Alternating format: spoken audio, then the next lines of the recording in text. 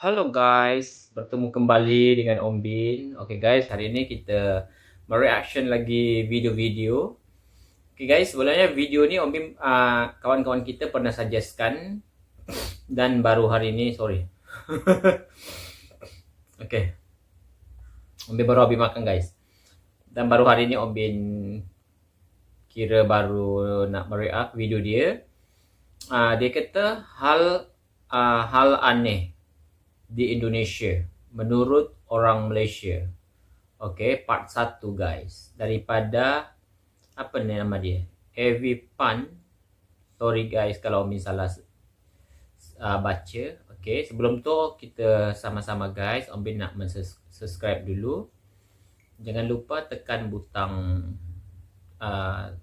tombol locengnya dia dan like dan share kalau korang rasa bermanfaat untuk kita share bersama. Okay guys, dia kata hal aneh di Indonesia menurut orang Malaysia. Oh, so jadi dia ni mungkin dia pernah datang ke Indonesia. Okay, mungkin dia pernah melanjung di Indonesia lah. Okay, Heavy Pan. Nanti Om letak link dia apa dia punya channel kat bawah guys. Oh, okay. So tanpa kita berbasa-basi, kita langsung saja guys react video dia. Okay.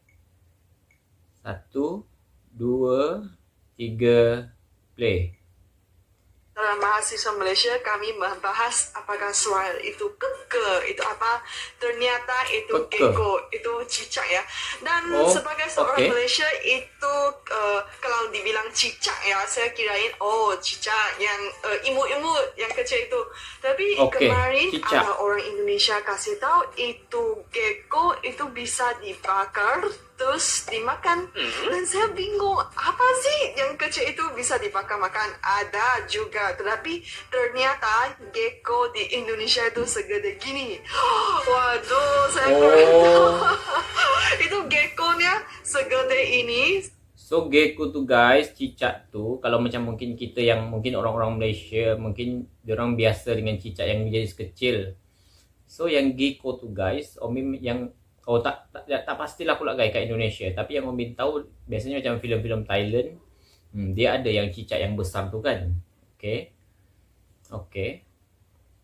So mungkin dia rasa pelik sebab mungkin di Malaysia mungkin ada, tapi maknanya benda lah tu susah kita nak cari. Okay.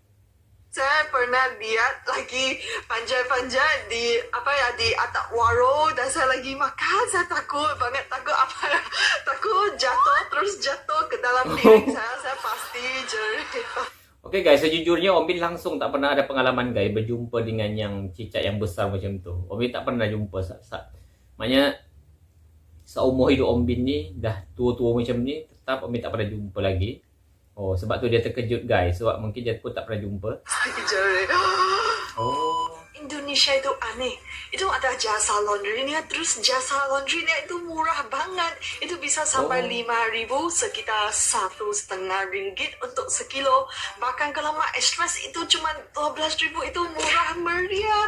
Itu bikin saya bikin saya seneng loh mau pakai baju, ganti baju setiap hari kerana bukan saya yang cuci, bukan saya yang setrika. Kalau di Malaysia saya harus cuci sendiri, setrika sendiri. Wah, itu makan waktu banyak. Tapi di Indonesia saya bisa fokus ke akademi, gak usah pusing itu laundry. Kalau dibayarin, ada pula yang siap antar lagi, itu enak banget. Kadang-kadang kalau kamu anterin laundry ya, kamu bisa dapat baju baru. Kamu juga bisa hilangin baju juga. So dia mungkin dia belajar dekat Indonesia kot. Ketukeran gitu. Jadi sepanjang tahun ni saya udah kumpul-kumpulin itu baju yang saya dapat ya, dan saya kembali untuk laundry yang saya dapat darinya. Speaking of pekerja, ngomong tentang pekerja, Indonesia itu aneh lagi. Kemarin saya sempat makan di Olive Chicken ya. Terus saya lihat tanda hanya karyawan dibenarkan masuk. Terus saya bingung, apa sih karyawan dibenarkan masuk? Masa sih pekerjaannya? Gimana sih? Karena karyawan kalau di bahasa Malaysia itu penulis, kayaknya penulis buku gitu. Itu namanya karyawan. Betul tu guys. Terus saya bingung, apakah karyawan di Indonesia itu reporter gitu? Sekarang saya tahu, karyawan itu employee, itu pekerja. Indonesia juga aneh. kerana di tetangga, di antara jiran-jiran ada ketua RT, ada So guys, karyawan. Okey, maknanya pekerja. Okey. Yalah, maknanya lebih maksudnya tu sama, cuma mungkin perkataan dia lain, beza. Okey, karyawan. Okey. ketua RW gitu. Kalau di Malaysia itu kan Oh. ada istilah kayak gini. Saya nggak tahu sih kalau di Malaysia nggak RT. ada apa ya, ketua gang, ketua lorong gitu. Tetapi di Indonesia punya, kemarin saya sempat pindah ke kos baru. Terus saya diminta oleh bapak kos untuk Oh. lapor ke ketua RT gitu. So guys, maknanya dia duduk Indonesia kot. Dia belajar dekat Indonesia. Okey. Kerana apa? Kerana saya orang asing. Itu saya merasa gimana ya? Kedatangan saya kayaknya sudah diinfokan ke semua jiran, ke semua tetangga. Hey, halo, ada orang Malaysia tinggal di sini. Ayo, yang mau lihat Upin, dia memang bisa ke sini gitu. Itu rasanya saya apabila saya mula-mula sampai di kos baru, itu kayaknya apa ya? Kemarin saya KKN, itu saya juga harus dilaporkan. Udah ditulis surat, terus dilaporkan ke apa ya, ke gubernur, terus Oh, so guys, maksud dia kalau ada orang asing kat situ, maknanya mungkin kena diambil tahulah macam tu. Yang apa? Yang mungkin RT dia, apa tadi kita panggil RW ke apa, macam tu lah. So pengalaman ni Om pernah rasa guys masa Om dekat Chengdu, China. Dan memang guys, dia akan betul-betul laporkan kita dekat apanya yang apa hotel yang kita punya tu, dia memang betul-betul ambil maklumat diri kita dan kita memang akan betul-betul dilaporkan dengan polis. So mungkin maknanya mungkin diorang ambil maknanya kira berjaga-jaga lah gitu. Okay, macam tu. So, Om pernah merasa guys dekat China. Okay. dilapor ke bupati di Maluku, dilaporkan ke polisi gitu. Itu harus tahu kalau orang asing itu sampai di Indonesia, di mana-mana dilaporin. Dia apa ya? Dia dijaga gitu loh. Ya, itu Indonesia aneh ya, sering jaga orang asing ya. Kalau Indonesia itu aneh lagi. Saya Aneh lihat lagi? ada banyak gunung berapi. Oh. Itu saya naik pesawat dari Kuala Lumpur sampai Jogja ya. Saya bisa lihat ada 6 gunung berapi. Dan itu bukan cuma Wow. itu aja, karena di Pulau Jawa itu agak banyak lagi. Cuman apa ya, saya merasa bukit gunung berapi ada di mana-mana. Saya bangun, saya bisa lihat. Saya tidur balik, saya Wow. bangun lagi, lihat keluar dari tingkat pesawat. Waduh, gunung berapi yang lain lagi, gunung berapi Mesti di cantik, mana-mana. guys. Bahkan dari kampus saya, kampus UGM, saya bisa lihat itu gunung Merapi dengan jelas pas saya lagi jogging di GSP. Wah, itu mantap. Terus ada satu lagi. Wow. Di Indonesia sering gempa bumi. Saya tak tahu. Kalau di Malaysia itu jarang sih ada. Tetapi biasanya dari Sumatera itu gempa residual dari sana gitu. Tapi kalau di Indonesia itu di Jogja ya, saya tinggal di Jogja ya, itu kira-kira setiap 6 bulan gempa lagi gitu. Oh.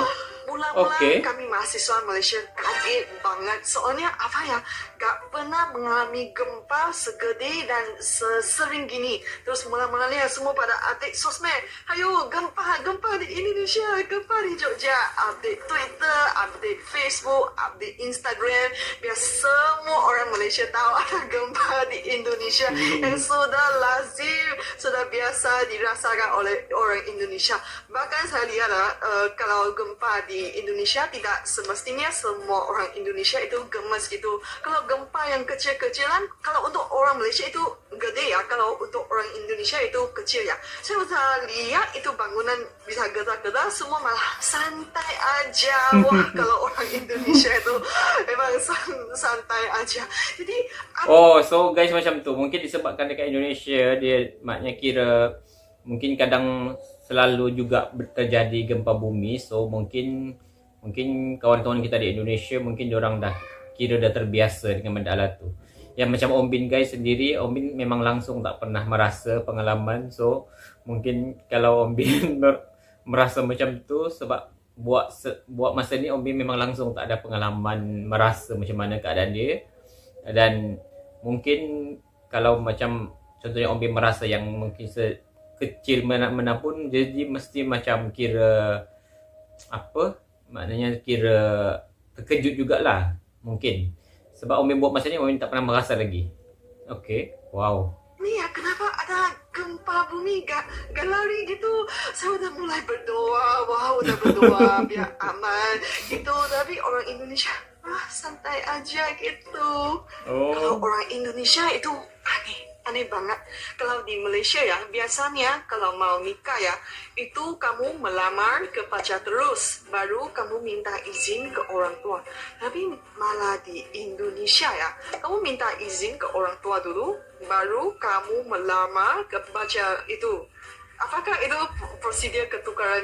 Setahu saya ini mungkin kalau orang Melayu di Malaysia juga gitu ya. Itu mungkin budayanya ada perbedaannya di sini. Tetapi kalau untuk orang asing itu malah aneh. Wah, kok prosedurnya bisa gini? Seharusnya kamu dapat izin pacarnya baru tanya izin ke orang tuanya. Maka aneh ya, misalnya kamu udah dapat izin dari ibu mertua, bapak mertua. Mungkin yang ni kira melibatkan budaya kita guys. Maknanya adat lah. Mungkin kalau di Malaysia, kalau yang jenis mungkin kaum Melayu, mungkin macam tu kot. Maknanya kita kena izin dulu dengan maknanya orang tua dulu kot macam tu. Okey, tapi mungkin kalau macam yang mungkin kaum-kaum lain, sebab kan guys banyak kaum juga. Okey, maknanya Umi faham gitu. Wah, akhirnya yang ditolak yang ditolak itu pacar kamu. Kemarin saya jalan-jalan di Indonesia, saya juga merasa aneh. Biasanya kalau orang buka toko, buka warung, atau buka toko kecil di tepi jalan ya, itu biasanya mau menjual sesuatu. Tapi pernah saya lihat ada satu booth, satu stand kecil, satu warung kecil gitu. Dia lagi mau membeli emas. Saya bingung, kok ada orang mau membeli emas itu di tepi jalan gitu. Nah, kemarin saya juga lihat itu toko emas. Itu ada banyak orang antrian gitu di luar toko emas. Terus ada teman-teman Malaysia tanya saya kenapa begitu gitu. Karena kan orang Indonesia ya, mereka suka investasi dalam emas, dalam perak gitu. Okay. Jadi saya merasa aneh sih. Saya nggak pernah lihat ada orang pengen beli emas di tepi jalan di Malaysia. Itu nggak pernah. So dia kira kaget guys, kejut macam tu kan. Okey, macam tu guys. Sebenarnya Om Bin pun guys, Om Bin suka simpan emas kan. Memang kadang kita suka pakai ataupun yalah sebab maknanya pelaburan kita untuk emas. Om Bin memang suka guys. Maknanya walaupun kita tak melabur dalam mana-mana, tapi kalau kita banyak emas, so kita boleh, kalau kita terdesak, kita perlu duit, so kita boleh jual gitu. Okey. Cara makannya orang Indonesia itu sangat aneh. Kalau orang Malaysia, kami ada cili, kami taruh dalam wok, kami masak bersama santan, kari atau gimana.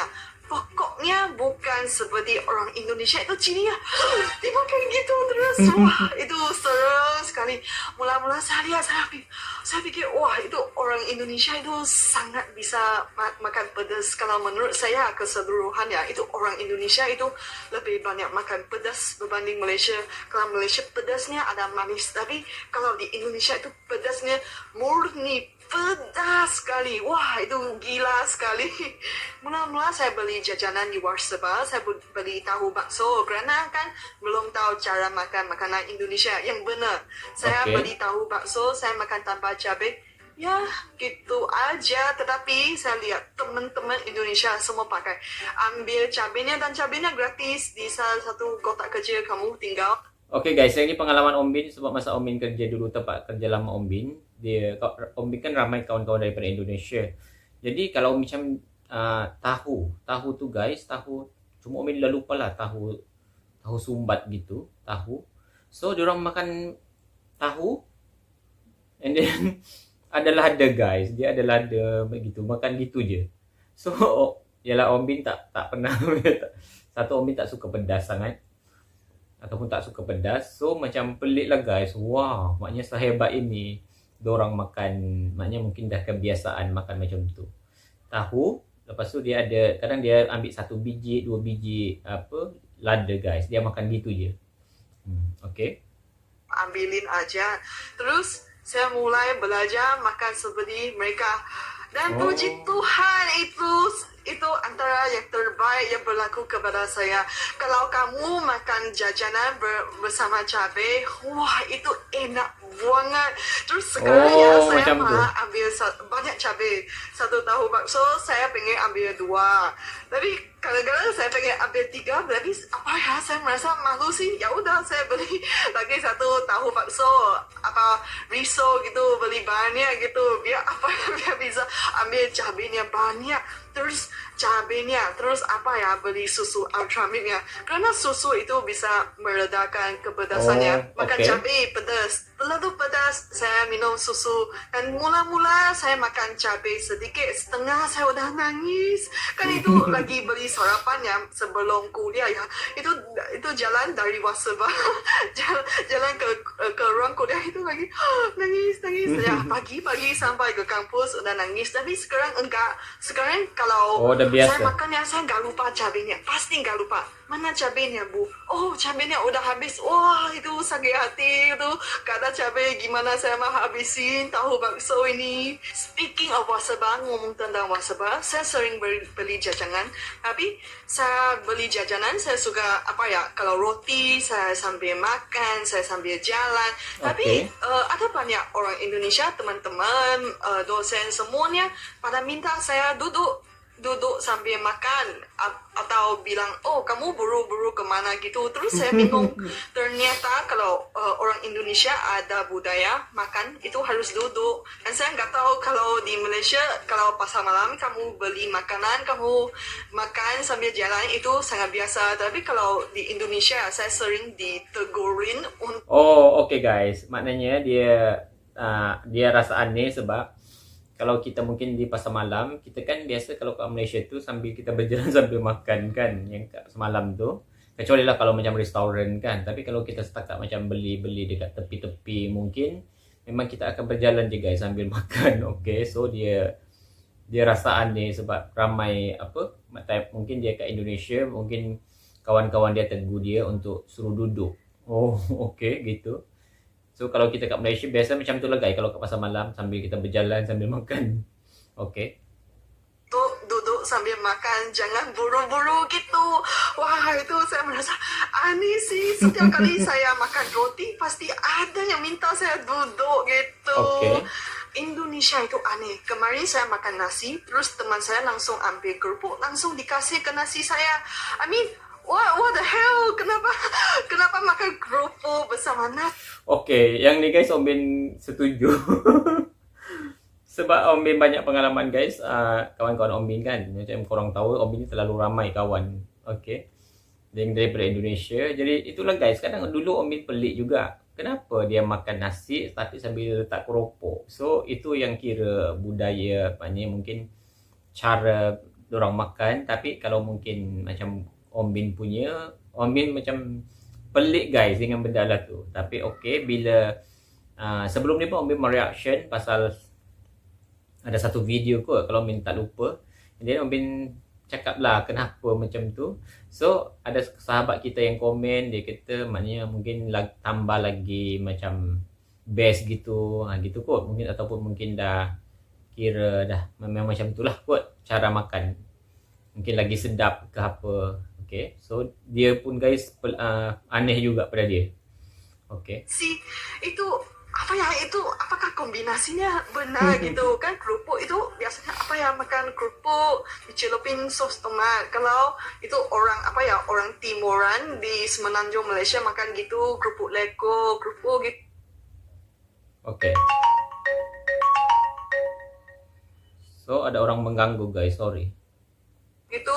Tapi orang Indonesia malah makan kerupuk bersama nasi. Oh no. Jadi mula-mula saya kaget sih. Jadi saya cuma habisin nasi, baru saya makan kerupuk. Tapi teman-teman Indonesia semua pada makan kerupuk bersama nasi. Dan kemarin KKN ya, itu semua teman-teman saya setim itu makan begitu. Dan saya satu-satunya orang gak mau kerupuknya, dan saya bisa merasa didiskriminasi. Saya lagi makan, saya bisa lihat ada banyak mata lihat ke saya. Apakah ini alien gitu? Kenapa gak makan kerupuk? Kan kerupuk itu enak. Guys, saya makan kerupuk, cuman gak makan bersama nasi. No, kerupuk itu snack, itu bukan meal, bukan salah satu lauk. Itu kalau orang Indonesia malah makan seperti itu lauk ya. Ya betul tuh guys, Om Bin selalu nampak juga. Tapi itu kerupuk Indonesia itu enak loh. Nah, bahas itu semua. Sekarang saya mau membahas tisu Indonesia. Kalau tisu di Malaysia ya, nah, iki tisu kecil premier. Nah, terus kamu taruh ke dalam dompet kamu taruh ke dalam kas kecil kamu. Tisu kecil. Tapi orang Indonesia malah tisunya gede. Sebenarnya tak tunjuk. Nah, iki kalau orang Indonesia tisu gede ini malah dibawa ke kampus. Itu mula-mula saya kaget sih. Saya minta tisu dari teman seangkatan saya. Itu malah dikasih tisu gini. Kalau di Malaysia tisu gini biasanya apa ya, buat penggunaan awam, penggunaan umum gitu, public gitu. Biasanya di meja kantor gitu. Tapi ini malah bawa banyak karena orang Malaysia biasanya bawa gini. Nah, terus tisunya kalau di Indonesia di warung-warung gini, tapi caranya taruhnya apa ya? Kayak gini. Nah, begini. Terus dikasih ekor di sini. Ini mula-mula saya merasa cute juga ya. Itu aneh, tapi itu lucu ya. Apa ya? Biar nggak terbang gitu kan. Kalau gini terbang terus. Nah, disumbat. Nah, ini wes benar. Itu. Jadi saya merasa aneh sih, dan saya kepengen beli tisu kecil biar apa ya, gampang dibawa. Tapi dari semua tisu saya lihat ya, itu semua yang ini kecil malah cuma ada itu merek yang itik aja ya, itu itik kuning wes kesupen jenengannya. Tapi semuanya pokoknya seperti gini, dan apa ya, yang kalau size-nya gini ya, itu cuma 3.000. Ini malah lebih murah dari Malaysia. Kalau Malaysia apa ya? Ini 1,5 1,500 gitu. Itu malah murah tisunya di Indonesia. Penyetir Indonesia juga lagi aneh. Mula-mula saya sampai Indonesia, itu semua penyetirnya, motornya, mobilnya, semua pada horn, pada klakson. Kalau bahasa Indonesia klakson, bahasa Melayu itu horn ya. On. Terus saya merasa aneh, kenapa apa ya, semua orang lagi marah gitu. Kenapa hong di sini, hong di sana itu marah. Tapi ternyata itu apa ya, itu kayaknya hai, itu salam tapi dalam bentuk menyetir gitu. Jadi saya merasa aneh karena di Malaysia kalau kamu ngehon gitu ya, kamu udah apa ya, kayaknya mengajak berantem gitu. Tapi di Indonesia itu kayaknya apa, ada jenis yang hon yang lama, terus ada jenis pipi gitu yang kecil-kecil, itu seperti salam gitu. Oke guys, yang pasal laksannya guys, Omi sebelum ini udah pernah juga cerita yang memang kalau di Malaysia nanti kalau kita hon orang, kadang orang tuh sampai boleh marah guys dekat kita. So itu yang maknanya kita boleh guna hon tapi untuk yang time-time tertentu sahaja ataupun yang perlu kot macam tu. So dia terkejut guys. So tadi dia cakap penyetir ke apa? So mungkin penyetir tu mungkin pemandu kot. Nah gitu. So kalau kamu lagi menyetir motor, terus kamu ketemu tetangga, ketemu teman yang lagi kenal ya, kamu pipi gitu, kamu ngehon gitu. Dan juga ya kalau kamu merupakan pengangkutan pertama di antrian lampu merah, terus kan kalau itu lampu merah di Jogja ya, itu gak bisa lihat kalau kamu lagi di bawah lampu merahnya. Jadi kamu gak tahu kapan itu lampu tukar jadi hijau. Kamu harus tunggu orangnya hon. Biasanya yang ngehon itu ngehon biar bisa lancar, bisa pergi gitu. Dan sekarang saya udah tahu, saya malah yang menjadi sering ngehon. Kalau satu hari gak ngehon ya, kamu bukan orang Indonesia. Kamu pasti menunaikan tanggung jawab kamu untuk melancarkan transportasi di jalan. Hewan Indonesia aneh, laundry Indonesia aneh, makanan Indonesia aneh. Sekarang malah orang Indonesia yang aneh. Wah, orang Indonesia ada bahannya 50.000. apa ya, banyak zero, banyak kosong gitu, bikin pusing. Ini berapa, tapi cantik ya. Ada apa tempat wisata, wah keren sekali. Iki nanti Bali, wah keren sekali, suka banget saya. Nah, kenapa orang Indonesia lagi aneh sih? Karena kemarin saya lagi apa ya, pengen dapat uang recehan itu susah sekali ya. Kalau untuk uang kertas 50.000 ya itu biasanya dapat, tapi saya jarang dapat apa ya, uang 1.000 gitu.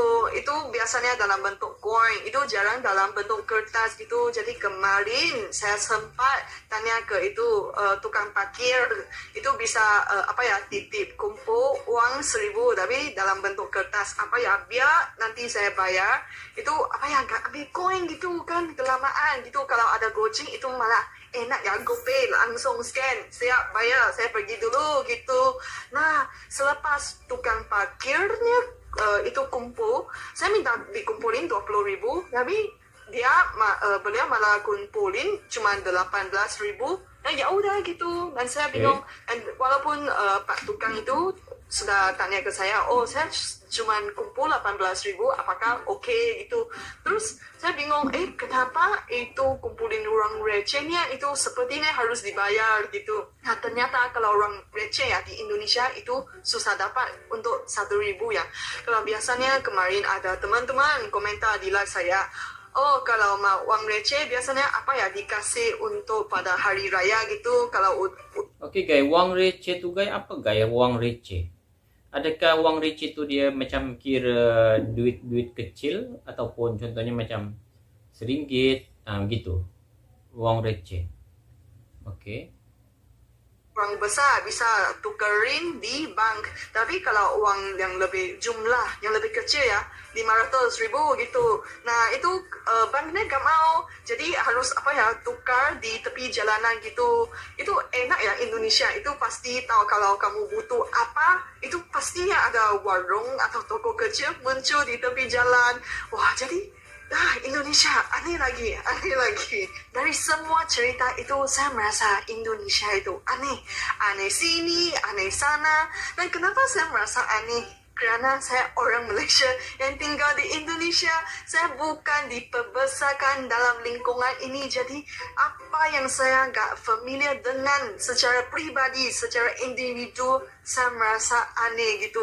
Itu pastinya kalau kamu melancong, kamu berwisata ke luar negeri, kamu lihat orang bule, lihat orang asing, kok makanannya gini, aneh, kok budaya gini, aneh, pakaian aneh, apa-apa aneh, kata bijak bahasa Jawa.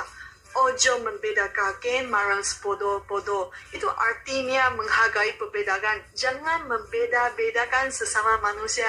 Sebenarnya apa ya, kita manusia, kami diciptakan Tuhan, ada beberapa flavor, ada perbedaan gitu. Jadi kita iktibarnya saling menghargai gitu. Intinya gitu. Kalau kalian suka video kayak gini, kalian bisa nonton di sini. Kalau kalian pengen lanjut, pengen tahu, pengen update, subscribe ke saya. Terima kasih, matur nuwun, sampai jumpa lagi. Oh, okey. Itu je guys. Daripada maknanya dia tu pelajar daripada Malaysia yang belajar di Jogja. Macam tu kot. Dia belajar di Yogyakarta. Oh, macam tu guys. So, macam biasalah guys. Macam contohnya kita, disebabkan dia kira orang Malaysia, so dia dah, bila dia pergi ke mungkin tak semestinya Indonesia, mungkin contohnya macam Om Bin pergi mungkin negara China ke, mesti ada lain-lain kan, kita rasa aneh gitu. Sebab mungkin benda lah tu tak berlaku di tempat kita. Jadi dia tu daripada Malaysia, dia duduk belajar dekat Indonesia. So mungkin pada awalnya mungkin dia merasa aneh gitu. Tapi maknanya dah lama-lama tu dah okey je, tak ada apa. Sebab dah jadi kebiasaan. Macam tu guys. So daripada apa yang dia rasa aneh tadi tu, memang yang Om Bin dululah, yang Om Bin tak tahu langsung, yang pasal makan keropok tu guys. Kita makan nasi atau lauk sambil makan keropok gitu. Mungkin di Malaysia, di pantai timur sana, macam bahagian mungkin Terengganu, Kelantan, mungkin diorang makan juga guys. Tapi diorang yang jenis macam digoreng, yang jenis panjang-panjang tu, apa dipanggil, mungkin keropok lekor kot. Macam tu lah.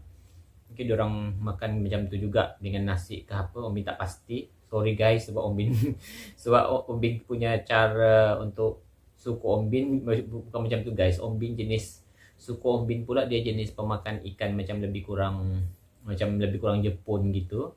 Ikan tu kita bersihkan and then kita potong gitu. Lepas tu kita letak cuka atau limau ataupun maknanya kita buat macam tu je guys. Kita tak masak. Maksudnya kita tak melalui api. So kita akan makan gitu je. Macam tu lah cara untuk Om Bin punya cara di kampung.